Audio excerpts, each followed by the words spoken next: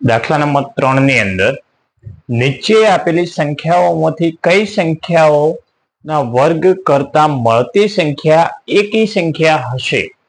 એટલે કે નીચે આપેલી સંખ્યાઓના વર્ગ કરવાના છે અને વર્ગ કરવાથી કઈ સંખ્યાનો વર્ગ એકી સંખ્યા મળશે? તો આપણને એકી સંખ્યા ક્યારે કહેવાય? તો કે એકમનો અંક જ્યારે એકી હોય ત્યારે સંખ્યા કેવી થશે? એકી સંખ્યા થશે. બરાબર. દાખલા તરીકે આવી કોઈ સંખ્યા આપેલી હોય, બરાબર, તો આપણે શું કરીએ છીએ કે આ સંખ્યા એકી છે કે બેકી? તો આપણે એકમનો અંક જોઈએ છીએ. તો એકમનો અંક એકી છે એટલે કે 7 છે, તો સંખ્યા કેવી થશે? એકી થશે. બરાબર. એવી રીતે 431 આપેલા છે. આપણને આની અંદર શું કરવાનું કીધું છે કે વર્ગ કરતા. તો આપણે દાખલા નંબર 1 ની અંદર દેખ્યું હતું કે વર્ગ કરીએ તો આપણે કઈ રીતના ખબર પડે કે એકમનો અંક શું મળશે? તો કે આનો વર્ગ કરીશું તો આપણને ખબર પડી જશે કે એકમનો અંક શું મળશે, અને તેના પરથી આપણે કહી શકીશું કે સંખ્યા એકી છે કે બેકી. બરાબર.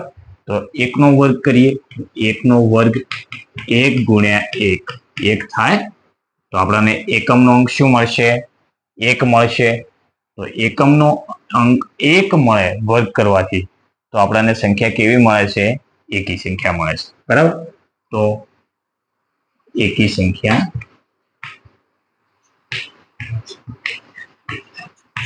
મળશે. બરાબર.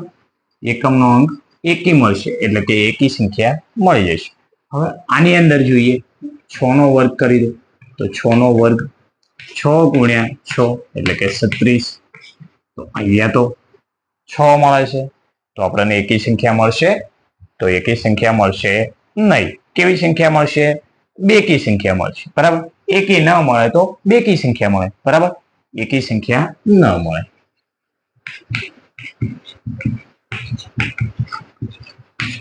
ન મળે.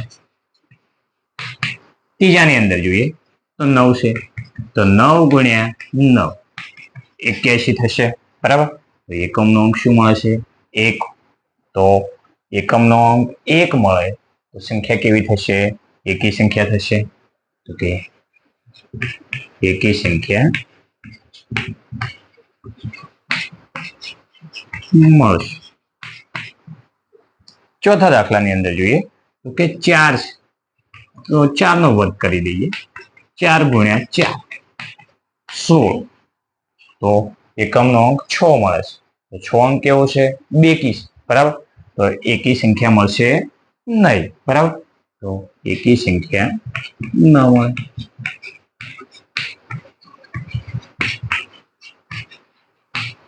આવી રીતના જોઈ શકાય.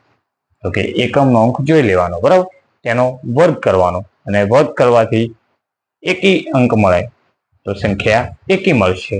બેકી મળે તો સંખ્યા બેકી મળશે. બરાબર. એકી સંખ્યા મળશે નહીં. તો એકી સંખ્યા કોની અંદર મળશે? ઓકે, દાખલા નંબર 1 ની અંદર એકી સંખ્યા મળશે. બરાબર. 2 અંદર ન મળે, અને દાખલા નંબર 3 ની અંદર, એટલે કે આ બંને સંખ્યાઓની અંદર વર્ગ કરવાથી સંખ્યા કેવી મળશે? તો કે એકી મળશે. બરાબર. હવે દાખલા નંબર 4 ની અંદર ખૂટતી સંખ્યાઓ જણાવો. હવે આને ધ્યાનથી જોવાનું છે કે 11 નો વર્ગ આપેલો છે, તો 11 નો વર્ગ 121 થાય છે. હવે 101 નો વર્ગ આપેલો છે, 101 નો વર્ગ, તો 101 નો વર્ગ આપેલો છે તો કે 1 છે, બંને આગળ અને પાછળ બંને જગ્યાએ 1 છે. બરાબર. બીજું વચ્ચોવચ 2 આપેલા છે, અને અહીંયા 1 0 છે, તો અહીંયા પણ 1 0, અહીંયા પણ 1 0 આપેલા છે. બરાબર.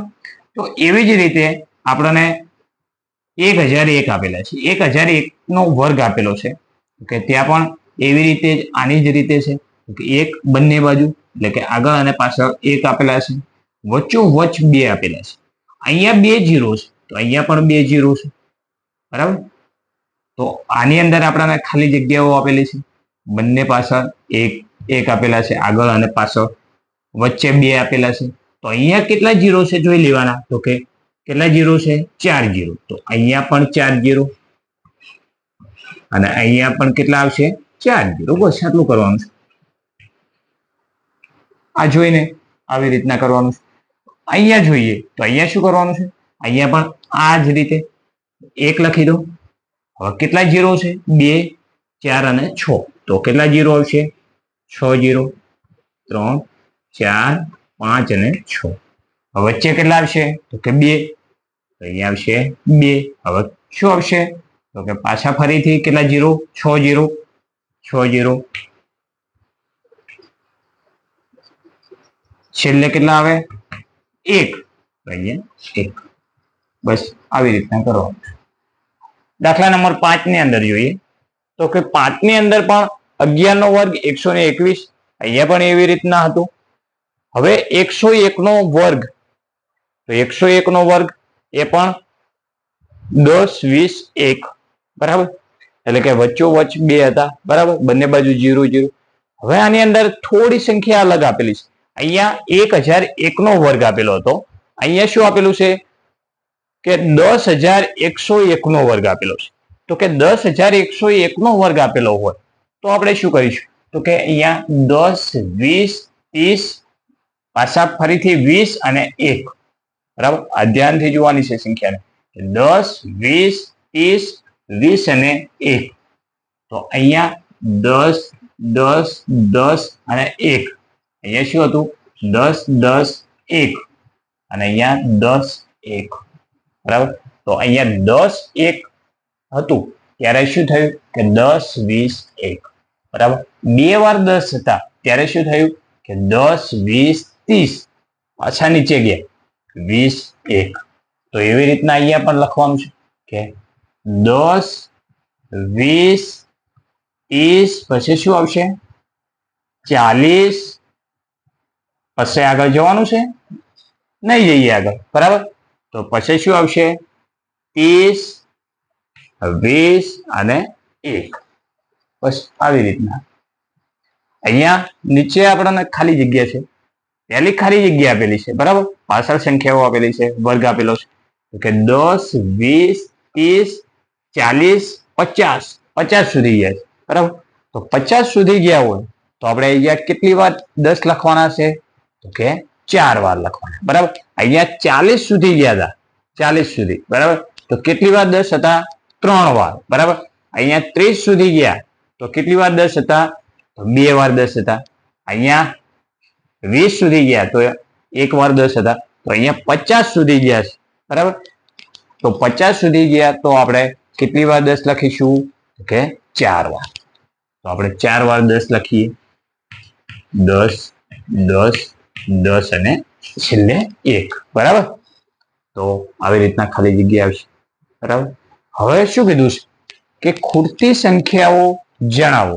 તો ખૂટતી સંખ્યાઓ આની અંદર આપણે એક અહીંયા ખાલી જગ્યા આપેલી છે, અહીંયા આપેલી છે, અહીંયા આપેલી છે અને અહીંયા આપેલી છે. હવે સંખ્યાને આપણે ધ્યાનથી જોવાની છે કે આપણને અહીંયા શું આપેલું છે? 1 નો વર્ગ પ્લસ 2 નો વર્ગ પ્લસ 2 નો વર્ગ બરાબર 3 નો વર્ગ, બરાબર. આવી રીતના આપેલું છે. હવે આપણે આની અંદર બધાનો વર્ગ કરીશું, પછી જોઈશું કે 3 નો વર્ગ થાય છે કે નથી થતો, બરાબર. એ બહુ ટાઈમ લાગશે, બરાબર. પણ આપણે સીધે સીધું કઈ રીતના કહી શકીશું? તો કે ધ્યાનથી જુઓ સંખ્યા. તો કે અહીંયા 1 અને 2 આપેલા છે, બરાબર. તો અહીંયા 1 દુ, બરાબર, અને અહીંયા 2 આપેલા છે, બરાબર. તો અહીંયા 3 નો વર્ગ. હવે બીજા દાખલાની અંદર તમને સમજણ પડી જશે. ઓકે, 2 તરી 6, બરાબર. તો અહીંયા 6 લખ્યા. તો અહીંયા 6 પછી શું આવશે? 7. તો 7 નો વર્ગ, બરાબર. અહીંયા 3 ચોક 12. તો અહીંયા 12 લખીએ આપણે, બરાબર. 12 પછી શું આવશે? 13 આવશે, બરાબર. તો 13 નો વર્ગ થશે. અહીંયા 4 પંચા 20. તો અહીંયા શું આવશે? ખાલી જગ્યામાં આપણે 20 નો વર્ગ. અને અહીંયા તો 20 પછી શું આવે? 21 નો વર્ગ. તો 21 નો વર્ગ તો આપેલો છે, તો આપણે સાચા છીએ, બરાબર. આની અંદર 5 નો વર્ગ. હવે 30 ક્યારે થાય? તો 5 એકા 5, 5 દુ 10, 5 તરી 15, 5 ચોક 20, 5 5 25, 5 6 30. તો 6 સાથે ગુણીશું તો 30 થશે. એટલે કે 5 નો વર્ગ 6 નો વર્ગ એટલે 5 6 30. તો 30 પછી શું આવે? 31, બરાબર. તો અહીંયા 6 એ સાચું છે. હવે અહીંયા જોઈએ 6 × 42. તો અહીંયા 42 કરવા પડશે. તો 42 નો વર્ગ અને અહીંયા શું આવશે 43 નો વર્ગ. બસ આવી રીતના લખવાનું છે.